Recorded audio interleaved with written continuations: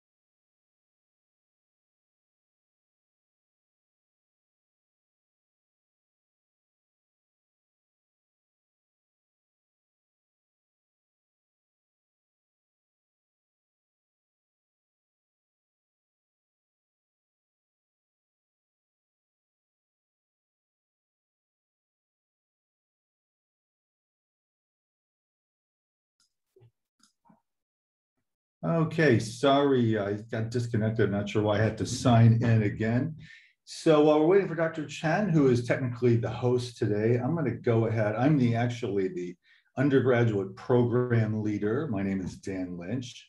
Dr. Chen is the undergraduate admissions tutor. She will be along shortly. We communicated with her maybe 4 hours ago, so she's probably on her way, not sure. So she's got some interesting points to make to you. She's actually doing the part dancing with international politics.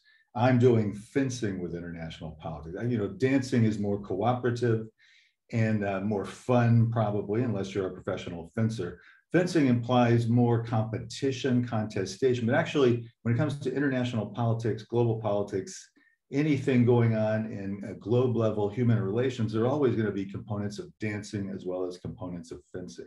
She's going to talk about cultural and societal sorts of interactions at the international and global level. I'm going to tell you about political, economic, national security, those sorts of developmental, environmental politics, because we focus on all of this here at AIS.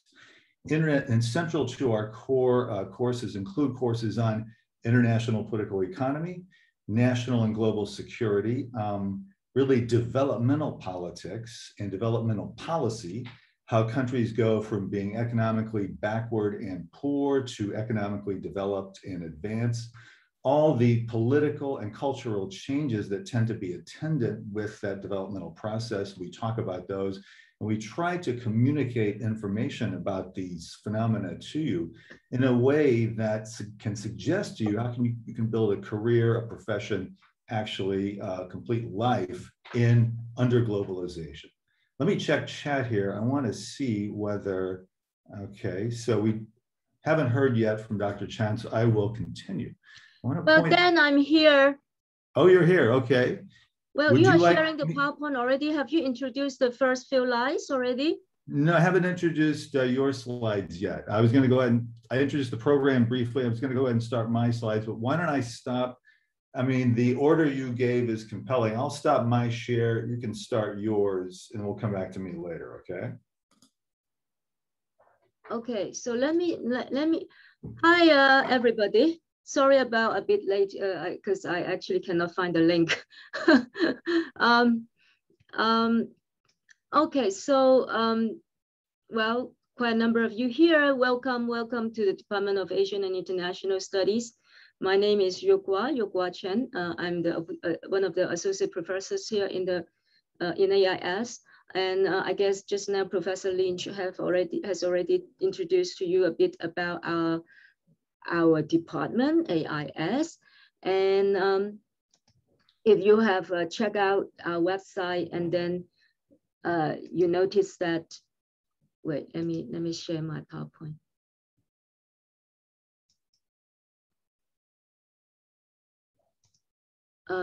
So should I start from here? Yes, actually. Okay, very good. So if you check out our websites on the internet, you should be aware of the fact that our department contains a number of faculties who are from different countries. And we are indeed one of the most internationalized department in at CityU. And we have people from Germany, we have people from America, from Australia, from Italy, from Korea, Japan, for example. So we have quite a diverse teaching team, yeah, and teachers and professors in the department. And of course, we speak different languages, yeah, including all our native language, our mother tongue, so-called mother tongue. But we also have a number of faculties, I mean, teachers who can speak languages of other societies, because we study different societies. We do not just study China or Hong Kong. Yeah, surely we study societies and places around the world. So indeed, like myself, I study Vietnam, for example. I speak some Vietnamese, and then here you can see Dr. Fossati. He can speak Indonesia, for Bahasa Indonesia, because he studied Indonesia. Yeah, and also we have a whole team of language teachers and cultural studies teachers who can speak fluent, yeah, Korean and Japanese, like Dr. Brad Williams here. We have Dr. Kobe Chen. We have Dr. Melody Chong, for example. We are a team with quite diverse expertise and knowledge. Okay, so we are from this very interdisciplinary department. We have political scientists, of course. We have international relations experts. We have development scholars. We also have, of course, have anthropologists like myself. Talking about international politics and world affairs, I guess you must have some impression or ideas about what international politics is.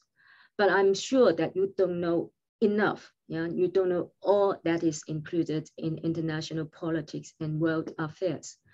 In this department, although we will share, we will teach in international politics and world affairs in its classical sense. That means we do have courses that cater to your understanding of classical IR or political theories. Yeah, but we, of course, we also teach students more than that. Yeah, more than that. So let me share a number of these work. Are you hearing me now still? Yeah, because some of you say you cannot hear my voice.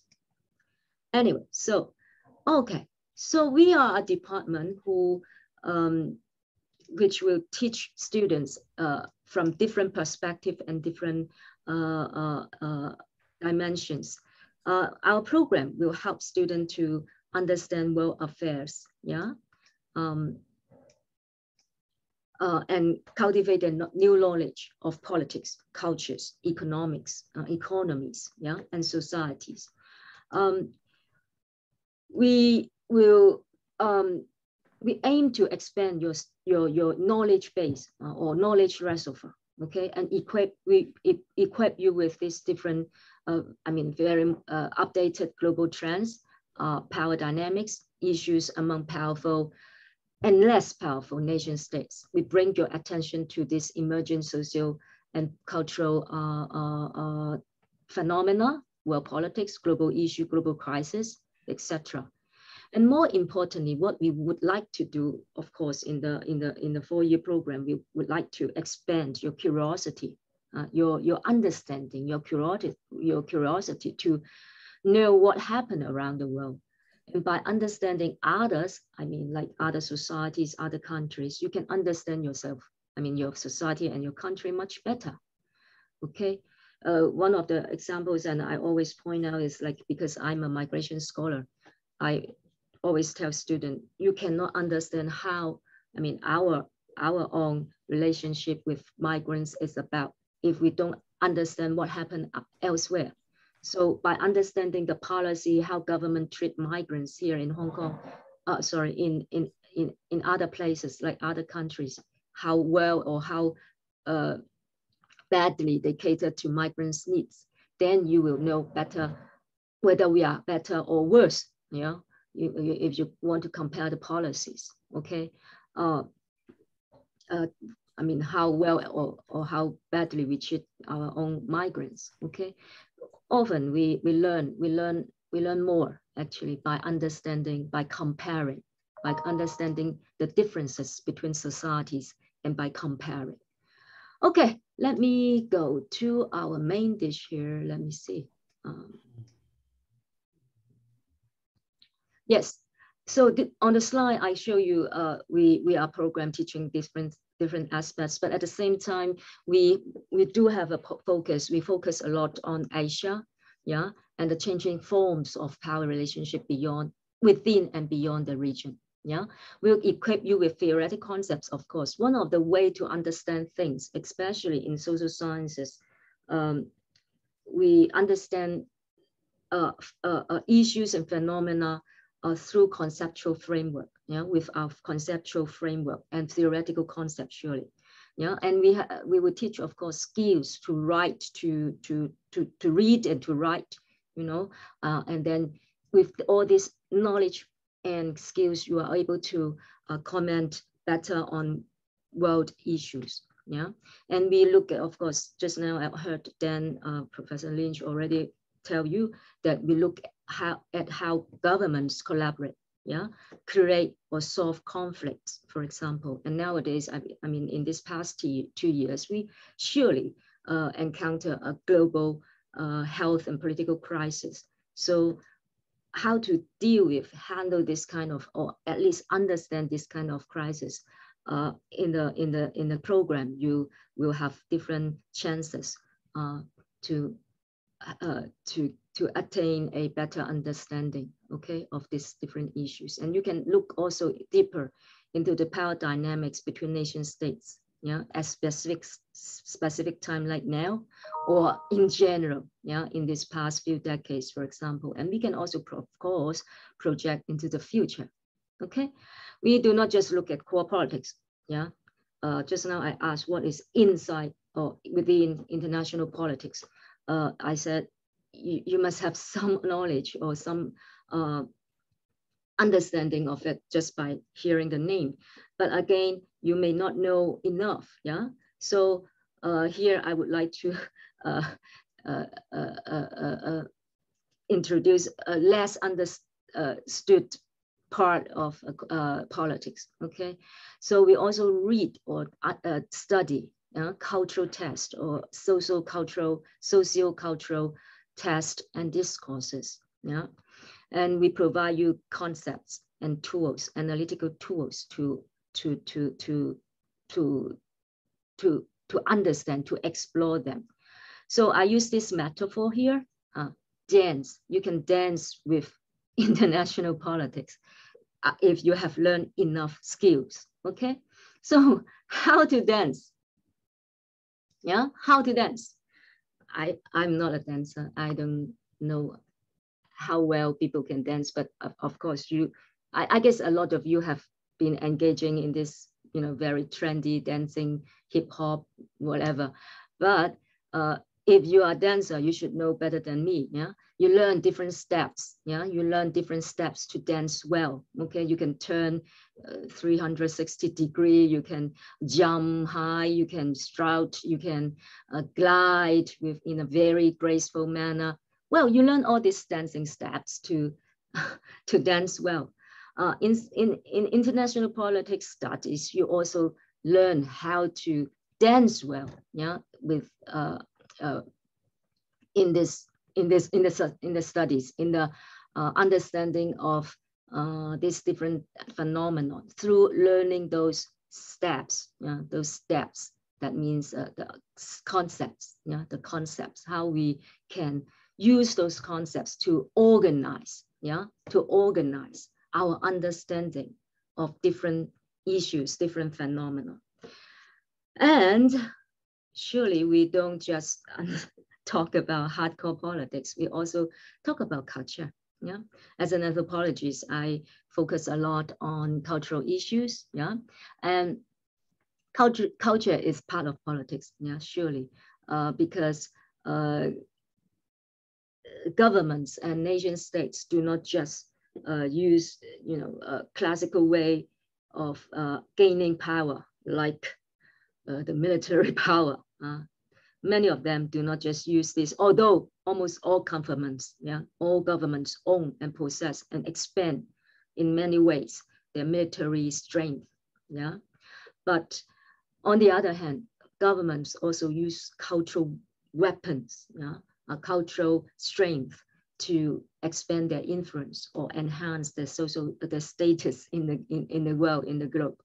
So, and that's why they compete, for influence, and through all these different ways, including charming people, charming others, and soft skills. Okay, and as student of international affairs, you should be able to serve well. That means you, after learning all these different concepts and skills, you should be able to serve well through different, sources.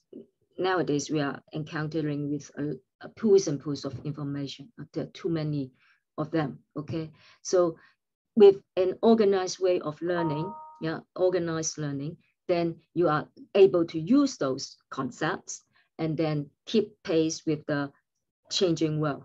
Keep pace with the changing world. And you may also want to know how these different public policy, governments' way of dealing with other countries, or even pop culture. For example, here I'm mentioning culture, and pop culture is a very obvious phenomenon nowadays, in Asia, for example, and other stuff, including food and drinks, how these can actually influence international politics or relations, and enhance the image and power of individual countries. Okay, so one example I teach in class,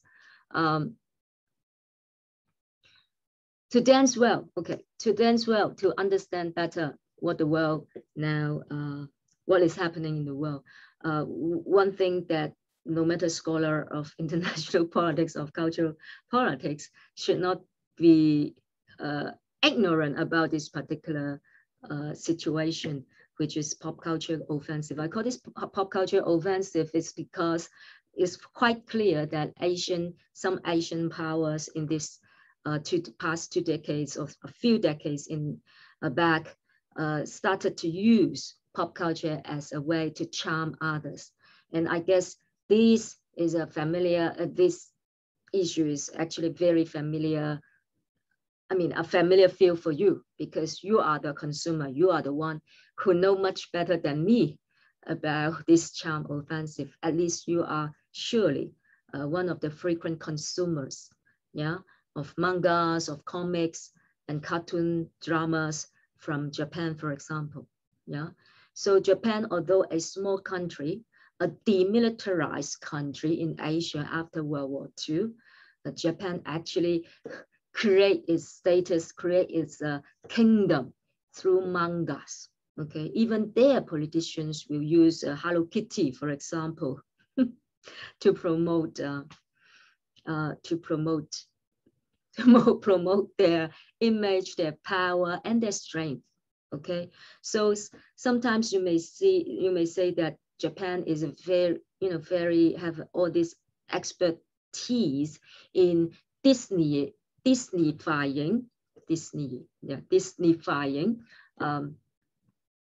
politics, because they do use cartoons and mangas to help promote their country image and strength. And it, of course, affect the consumer market a lot in the world. You can find anywhere in the world fandom and fans, millions of fans of all these of their comical world, their manga world. Okay, what else? Well, Korea. You do not need me to mention this. Korea is, South Korea, of course. Korea is another country in Asia which has launched this pop culture offensive since the 1990s. Okay, And a few years back, this TV soap drama, My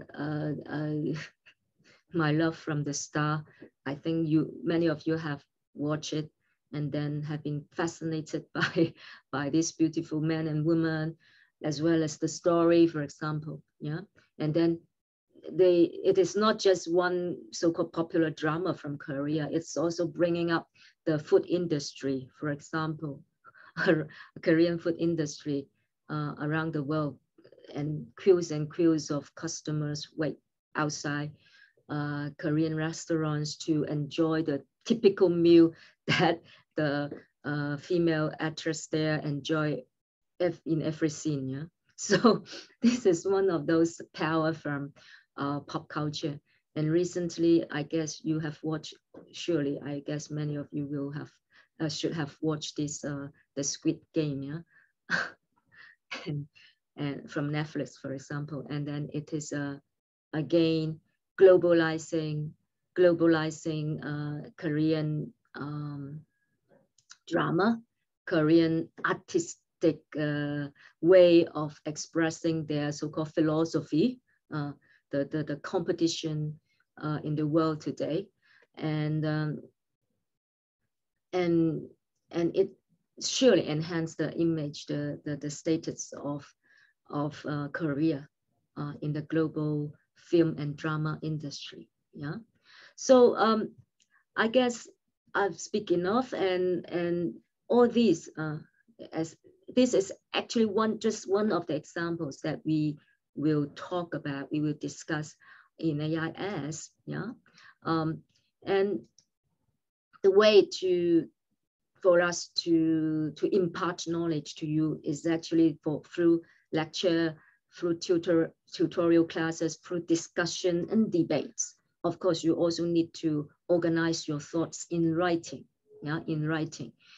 We would like to have these different chances for you, different space, those space for you to expand your imaginative power. Yeah, you need to discuss with others in order to enhance your knowledge and the way you organize your knowledge. So our teaching at CityU is to expand through reading, through listening to teachers' lectures, through writing. You expand your imaginative power in an organized way, of course, in an organized way. Yeah, there you will then be more aware of your different possibility. Now you are a young student, from just finish your secondary school education, but then after you come to the university, you will be having more chances, okay, to organize all these different thoughts and new knowledge, and then expand your imaginative power and strength. Okay, so let me, Dan, you are ready? Maybe you can continue with your part there.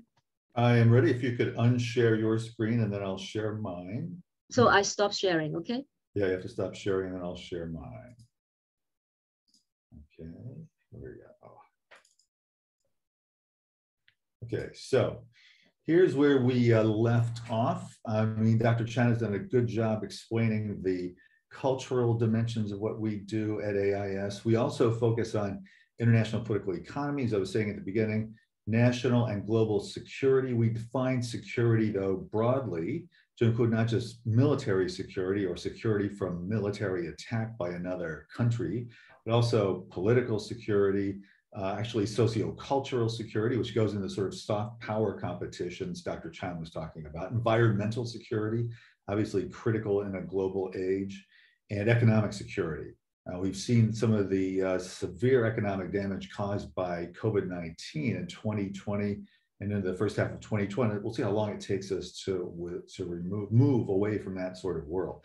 Developmental issues are central to what we do here, focusing on developing countries, how they can become wealthy, prosperous, more stable and secure, as well as globe level environmental politics. And we do it all here in the middle of the world's most dynamic region. I love maps like this, right? This is obviously a map that's distorted, but it's distorted in such a way that it communicates something very important, some very critical information. You can see here on the left, it explains This map conveys the total wealth increases in various parts of the world during the first half of this past decade, 2010 to 2015. So it's literally the creation and accumulation of new wealth through economic activity. And right from the start, you see over here, China and South Asia and Southeast Asia, these are the most, at least as measured by wealth increases, most dynamic parts of the world. We're right here in it. You see North America, which is actually where I'm from, is also pretty dynamic, as is Western and parts of Southern Central Europe. Not so much, unfortunately, Africa or the former Soviet Union up there, Russia, and parts of Latin America. So why do we have these imbalances in economic development? And what does it mean? I mean, you're going to build your career probably, at least starting here in Hong Kong, or at least here in East Asia more broadly. So what does it mean for you to be building your career here in this most dynamic part of the world, as opposed to somebody who unfortunately may be just as talented as you, but they happen to be born in a part of the world that's less dynamic? And why are some parts of the world more dynamic in this way and others than other parts of the world? Concretely, when you get here, you have the major, obviously, in Asian and international studies. If you choose to, you can focus on one of these streams. Asian studies, which encompasses a lot of what Dr. Chan was talking about, but what she was talking about also laps into international studies as well as development studies. Now, you don't have to focus on a stream, but some people think it's a good idea to do it, because if you do, then you can tell potential future employers, or if you're applying to a master's program or something like that, let's say you're applying to a master's program in development studies. So you could say, I took a stream in development studies at CityU, and so that probably will help you a little bit to get in. Up to you. If you decide, I mean, obviously we hope everyone here today ends up deciding to apply for Asian studies, list it at the top and take it. If you end up deciding you're going to do something else, you could still take a minor in our department, because we also offer minor degrees in those three streams: Asian studies, development studies, international studies, as well as two other, not really streams, but areas in which you could take a minor from AIS: Japanese studies and Korean studies. And those minors are obviously central to what Dr. Chan was talking about in terms of some of the cultural course offerings we provide. Program has very much an international focus. Asian and international studies, obviously it should have that, and it does. We work hard to facilitate students' ability to acquire experience abroad, experience in other countries, through study tours. We did this every summer prior to the pandemic hitting. We hope to resume again really soon when it becomes possible to do that again. A joint program I'll tell you about with Columbia University in New York, and internships, which can be here in Hong Kong or in other parts of the world, especially in the mainland or elsewhere here in Asia. So we want to give you these international experiences to be studying about the world in class, attending lectures, attending talks, giving your own presentations, preparing your own reading, and so on. But we also want you to then go to these other places you're studying and actually learn about them in person. But concretely, we also want to help you prepare for the job market while you're growing as a person. So that's why we have the internships and do certain other things that I'll tell you a little bit about here in a bit. Here then is a brief bit of information about the joint degree program we have with Columbia University in New York City. It's for full 4-year degree students. So you come here to AIS, you spend your first year, actually you'll spend your first 2 years here at AIS. During that first year, if you want to get into the Columbia University program, you work really hard. You get a GPA. I think the technical bottom cutoff point is 3.3 grade point average. But really, I think you want to aim for 3.5, 3.6 and above. You work hard, but you also attend public talks. You maybe do some part-time work or some volunteer work. You engage with the community. You engage with your fellow students and with faculty members. And then you apply at the beginning of your second year at AIS for the Columbia program. And then there's an interview process in the winter. Actually, Columbia representatives will come and talk to you, potential interested applicants, in October, November. It was before the pandemic, and now they're doing it by Zoom. Then in December, January, February, that's when the interviews will take place, and then you'll find out if you're admitted. So you do your first 2 years of the full 4-year program here at CityU, and then your final 2 years at Columbia and New York, and you end up with a joint degree from CityU AIS and Columbia University in New York. And you can major at Columbia in either East Asian Studies or political science, obviously continuing what you'd be doing here at AIS. We have right now, excuse me, at Columbia, a student finishing up. Actually, she's briefly back in the mainland where she's originally from right now, but she's enrolled at Columbia University for the spring, will finish her coursework, majoring in, actually she added an economics major to her political science major. So when we've been in communication with Jane Meow, she's very excited about the work she's doing there. She's had a couple of internships in interesting places, having a really exciting time and looking forward to getting a good job also when she's finished and or going to graduate school.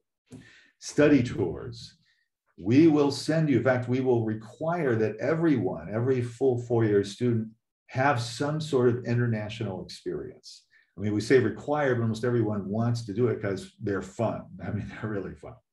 And the way we've done this, the way we did it through 2019 before the pandemic hit, primarily the way people fulfill this requirement is to indeed join one of these study tours, spending up to 4 weeks, it's usually 4 weeks in countries like you see here, US, Japan, Korea, France, Peru, Canada, Thailand, Myanmar. Dr. Fasadi has developed a program. I don't think it's launched yet because of the pandemic, but it will launch a program in Indonesia. I think we'll get another one. He might launch one in the future in Italy. So we're going to proliferate these. They're so popular, we're going to proliferate them and keep returning to the places like Japan, Korea, the US that are still popular.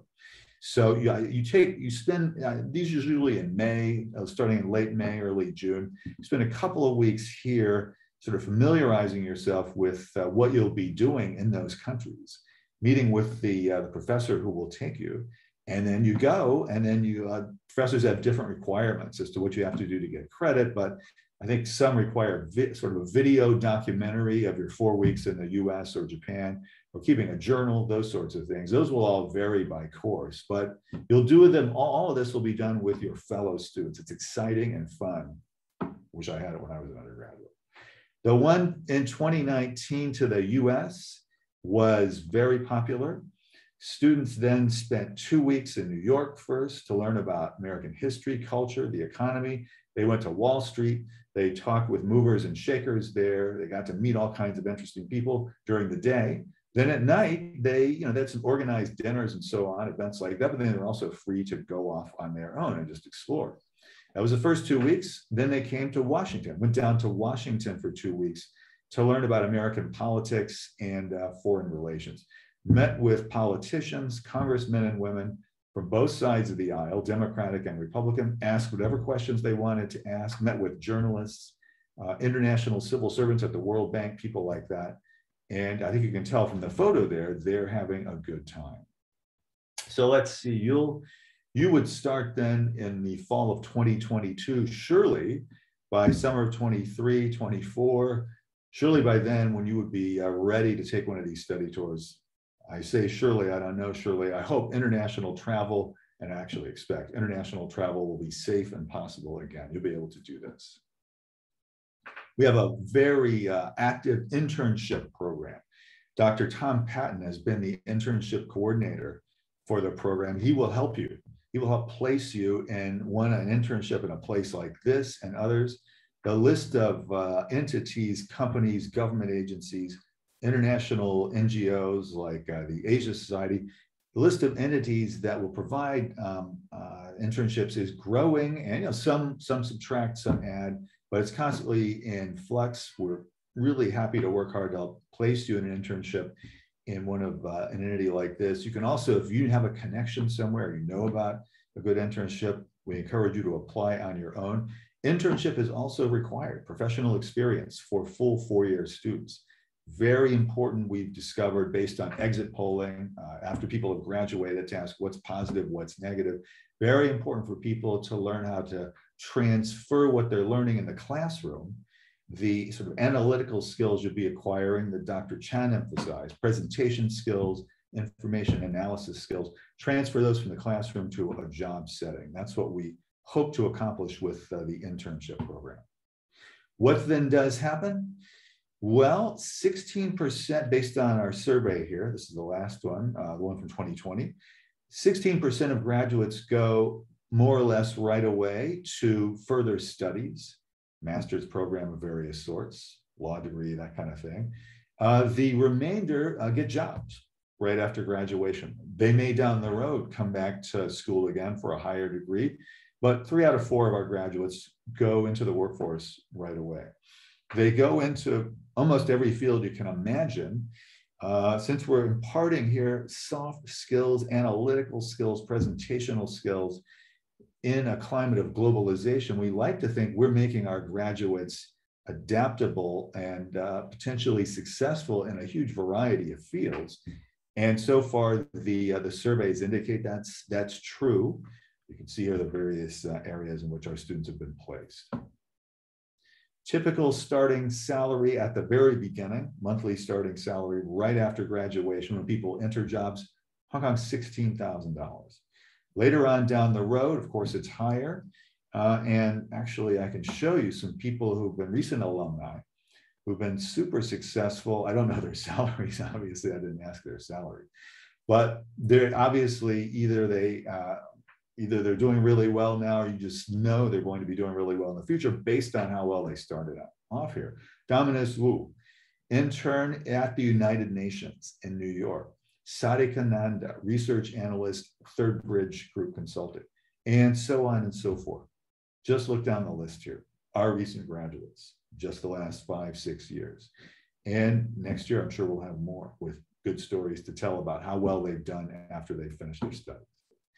So with that, we want to open it up and see if you've got any questions for either one of us or both of us. You can use the chat function or you can raise your hand. And I'm going to turn it back over to Dr. Chan as the host.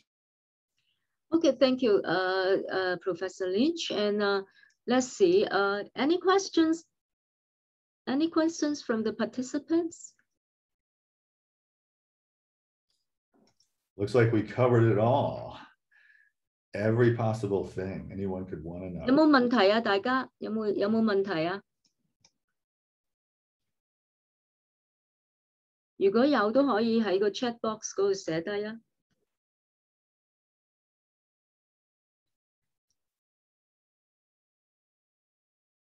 Let me ask you then, Dr. John. Have you taken students on a study tour before? Because I know you do a lot of student activities. Have you done a study tour before? Well, I did. I took students to Cambodia, to Vietnam, to Macau. To Macau. Oh, really? All on the same trip. Oh. Yeah, a number of them, both undergraduate and master students. Here's a question, Yuqua, just come in on chat. Can we take a minor for advanced standing entry? I'm not sure I fully understand, take a minor for advanced standing entry. Well, I guess it really depends. For some students who are like more aggressive and really hardworking, they may be able to make it, but it really depends. Yeah. Okay. Then may I know what? Yes, then. May I know what the difference is between the AIS and the PPP in CityU? Are the part of international politics not the same? This is the politics, public policy, probably, right? That's what you're talking about? So there's obviously a lot of overlap between these two departments. We're very cooperative with each other. We're friends with each other, but the programs are actually separate programs. So there, in the past, I've shown slides that show exactly how many courses you have taken your first year, how many electives you have and all that. There's plenty, if you see good courses in Paul that you would like to take, there are plenty of options for you to add those as elective courses and take them for AIS credit, and actually vice versa as well. You can take an AIS course for Paul credit. So well, to add to that, I guess you may also imagine, like just now when we introduced the program Asian and International Studies, we specifically point out like the Asian focus, for example, when we try to understand world affairs, actually we have a base here in Asia. So our staff, our teaching team also have we contain different experts on Asian societies. So in a way, we particularly, teach, things happening in different Asian societies. So, well, in a way to understand the difference, it's like this. We have more expertise, I would say, on different Asian societies. But on the other hand, as Dan has stressed, we do have some overlapping interests and similarities, yeah, because we also study political science and international relations. Maybe in the coming future, we will also have some kind of common courses for students to study for both, different programs in these different two departments. Yeah. You can go online actually to the AIS website to see the exact requirements, how many electives you would have, excuse me, those sorts of things. It's cityu.edu/AIS. Sorry, I need some water. But I want to hear more about your trip with students to Cambodia and Vietnam and Macau. Was it all on the same trip? Sure, those are exciting tours, exciting trips, because most of the students haven't been there. They at least has to use at least the first 2 days to adapt to these cultural shocks. And in Macau or Cambodia? The weather too, huh? Very hot, very humid, and also the cultural, practices there, how people actually squat more than walk, and different issues. Yeah, so it's interesting and exciting for students, yeah, to go on a study tour like 7 days or 14 days. In the past, the study tour are shorter, yeah, shorter than now. So why then stress this to you? Indeed, we have made study tour compulsory in this past 2 years. Yeah, right. It's a compulsory course. So we expect all students to go on a study tour at least one time, okay, in their study few years of study here in AIS. But because of COVID, you all know we can't travel. There are all sorts of travel bans until now. So in the past, since the COVID time, we kind of made this optional, yeah. And actually, we cannot organize study tour in the COVID year. So yeah, hopefully we can do more. Wasn't even optional. We had to cancel. Summer 2020, 2021, we couldn't go anywhere. And we're not sure about 2022 yet. So the potential applicant, David Wong, will the tours be affected by COVID-19? They've been affected the last 2 years. We don't know yet about 2022. We hope we can go ahead with the tours. There is planning in the works for the tours with hope that they'll go ahead. But surely by the time you would go, 2023, 2024, surely by then it'll be possible to travel again. Sure.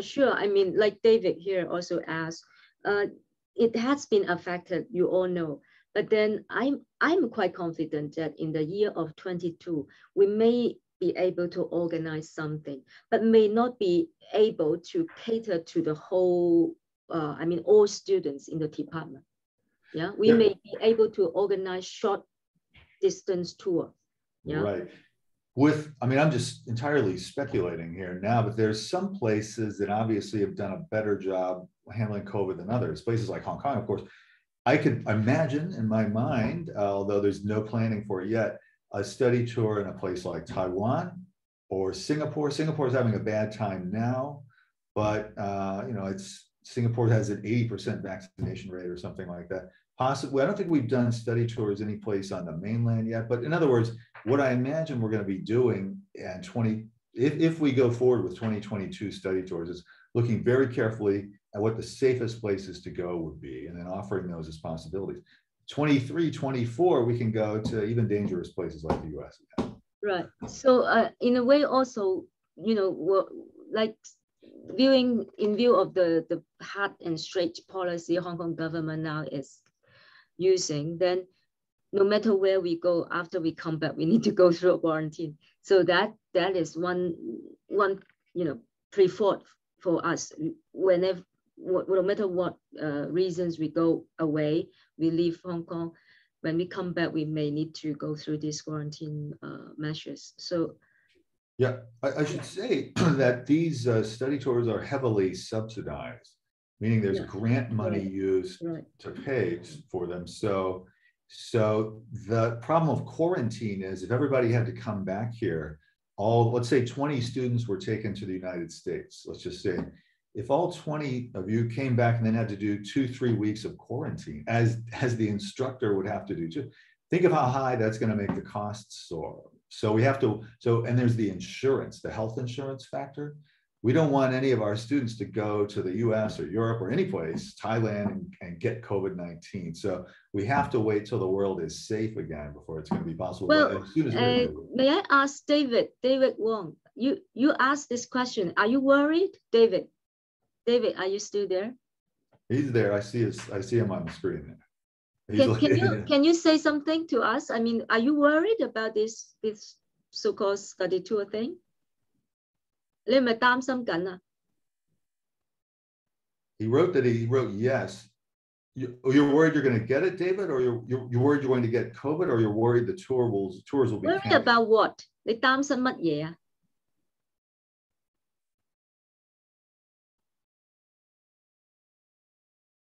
你介唔介意開咪講啊?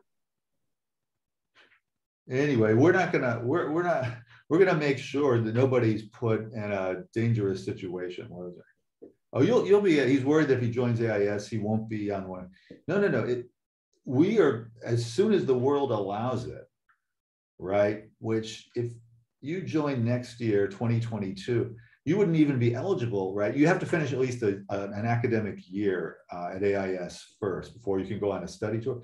So the earliest you could go would be summer 2023. That's almost 2 years from now. I gotta believe in 2 years, it's gonna be possible. And surely 3 years, 4 years, you're gonna get to go, David, don't worry, you're gonna get to go on a study tour. Well, the strategy now, the question is, what is the strategy the department has in order to allow students to join study tour? I think we still need to discuss this, right? What do you mean strategy? What do you mean? Like, will we let year 1, year 2, year 3 go first, or how? That's a good question, actually, David. I think when we put these study tours in place 3-4 years ago, obviously we wanted to let the more advanced students have first crack at it because they were going to graduate sooner, right? But I don't know how that could work that way again, since we've had to stop the study tours for 2 and then maybe 3 years next year. Could be the more advanced students, the 3rd year, the 4th year students will get the first shot. So you might have to wait till your 3rd, 4th year. I don't know yet, though. We haven't really thought that through, but that's a good. Yeah, we need to discuss more, because logically thinking, we should let year 4 go first, right? Because they are graduating. If there is a chance, we should let the graduating students go first. But let's see. We now can't say for sure. Yeah. But what we want to stress here is the fact that AIS because we call ourselves international studies. So we want our students, besides, adding to their knowledge base, adding to their knowledge reservoir, all sorts of theories or whatever conceptual tools we may teach them, okay, in order to understand and explore world affairs better. We also want them to really be on the spot, on the site. That means they should have some on-site experience, going to different societies, meeting people, exchanging, talking to people from different societies or different work field in internship, for example, in order to get hands-on experience, get real experience, to get a sense of reality, not just reading and then talking about politics, So it's kind of on the site experience is very much important, very important to us, for students to have that kind of experience, right? Then and by the way, we set up everything for you. It's not like you got to get on the phone and call people and say, can I come by, a congresswoman in the United States, can we come by and see? We set all that stuff up in advance. So you gotta, when you're in Washington, D.C., they got up at 8 a.m. or something. They had a quick breakfast and they went off to meetings. Then they came back 3 hours later, they had a lunch. Then they were back. It's not all holiday vacation time. You're doing meetings, you're talking with people. You have to be willing to raise your hand and ask a question of the congresswoman or whatever it is you happen to be talking to, the journalist. Then you'll go and have dinner, and then you might have a cultural event in the evening, or you might be off on your own, but you'll be busy those 4 weeks. But every student I've talked to who's done it says it's fantastic. In fact, I remember one student in particular I'm thinking of right now, when he came back in July 2019 from the US tour, he said it was a life-changing experience because he'd never been to the West. He'd been to the mainland. I think he'd been to Southeast Asia. He'd never been to Europe or America. So he says it's a life-changing experience. So hopefully more people will have that same reaction. Okay, yes. Any other questions, guys, besides study tour or exchange semester? Do you think about doing exchange semester to foreign, I mean, in foreign university elsewhere? For the Columbia program, there will be information sessions at the beginning of each academic year to explain in more detail. So obviously you don't have to decide when you're applying to AIS that you want to apply for the Columbia program. You can try out AIS for the first year. If you do well, and if you have that ambition and you're excited about it, then at the beginning of your second year at AIS, that's when we start giving you the information you need to know how to apply. It's not a super difficult process to apply. You know, it's like applying for anything else, although there's an interview that you'll have to practice for. And by the way, we help you. The college helps you prepare for those interviews. Among all finalists, there's this training to help you interview well. Then, of course, it's difficult to get into a program like this, but if you've got good grades, you're an energetic, outgoing person, you can get in. I saw Jane Miao, the most recent example for us. Yeah, I will encourage students who are, I mean, if you are confident, you are generally good, well, why not trying to apply, submit an application? But surely this is very competitive because it's a very prestigious university, surely. And besides this joint program, as I asked you, you can plan for a semester of exchange elsewhere. And because of COVID, many of us cannot go. I mean, students cannot go in the past year. Many of them now, this year, they are trying to apply for exchange. And in CityU and as well as AIS, we do link a lot. We are linked to different universities overseas in different countries around the world. So there are plenty of opportunities. Yeah, if you have a good planning, there won't be a difficulty for you to go at least for one semester of exchange elsewhere.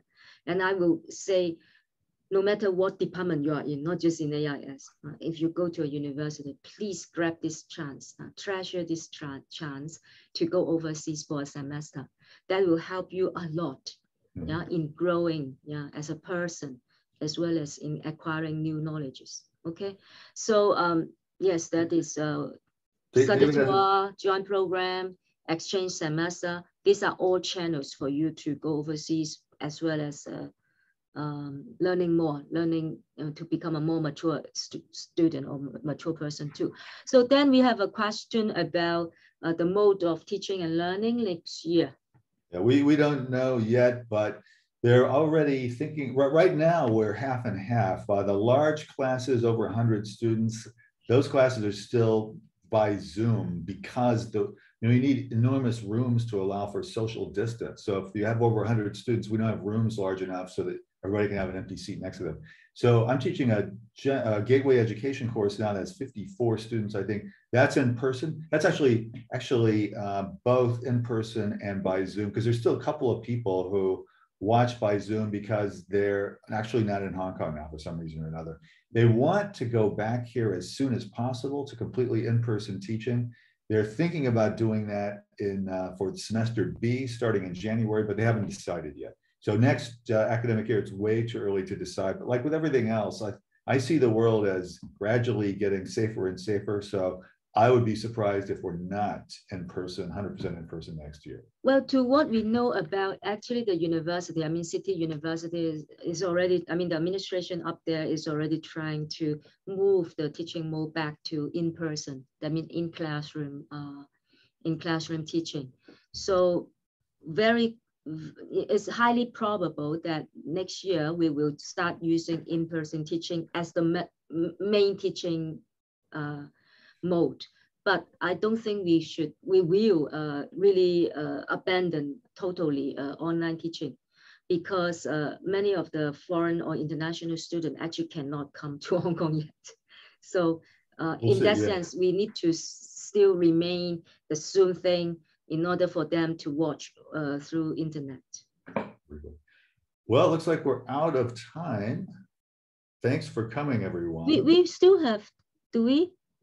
No, we got till 3 p.m. Okay, okay. Yeah. Okay, we don't have any more questions. Okay, let me last minute. Any more question? Yeah, out there. We still have a dozen students here. Any more question, guys? No, but Lillian has helpfully put on there the chat, the link to our website. You can, if you see our Dr. Chan's or my email address there, you have a specific question, you can obviously contact us by email.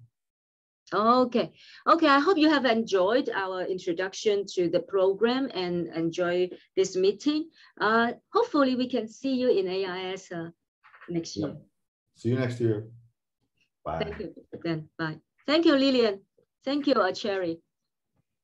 Bye.